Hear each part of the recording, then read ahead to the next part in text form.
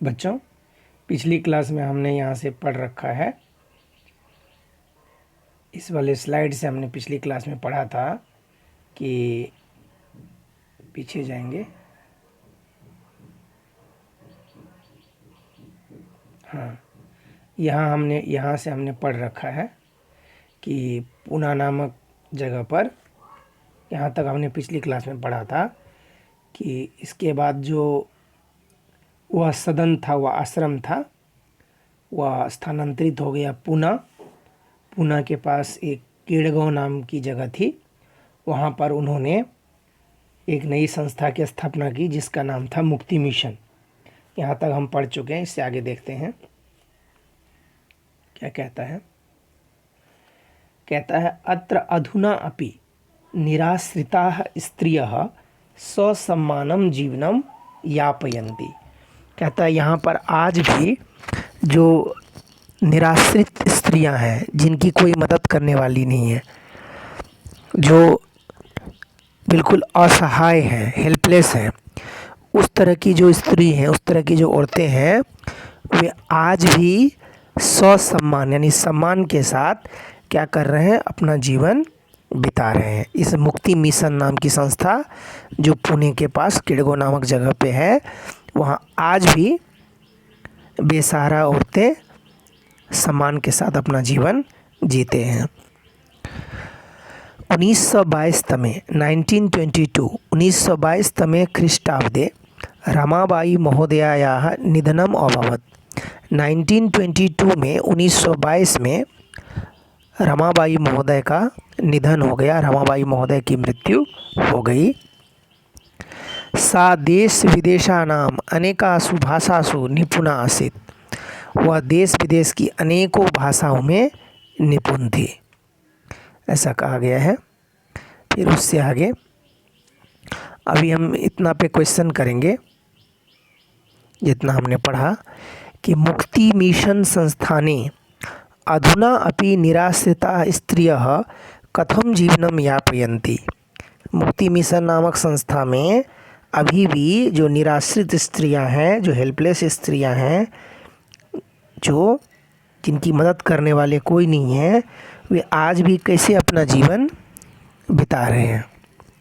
तो आंसर हो जाएगा ससम्मानम यानी सम्मान के साथ। अगला प्रश्न है सा रमाबाई कासु निपुणा आसीत्। वह रमाबाई किन चीज़ों में निपुण थी, कासु निपुणा आसीत्, किन चीज़ों में निपुण थे। सा अनेकासु भाषासु, अनेक भाषाओं में निपुण थी।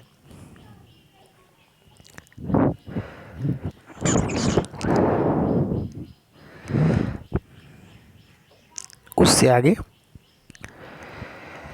सा देश विदेशानाम अनेकासु भाषासु निपुणा आसीत्। वह देश विदेश की अनेक भाषाओं में निपुण थी। समाज सेवायाः अतिरिक्तं लेखन क्षेत्रे अपि तस्याः महत्वपूर्णम अवदानम अस्ति। समाज सेवा के अतिरिक्त लेखन क्षेत्र में भी, लिखने के क्षेत्र में भी उनका महत्वपूर्ण योगदान था। समाज सेवा के अलावा वे लिखने का भी काम करती थी। और स्त्री धर्म नीति हाई कास्ट हिंदू वुमेन यदि तस्याः प्रसिद्धम रचनाद्वयम।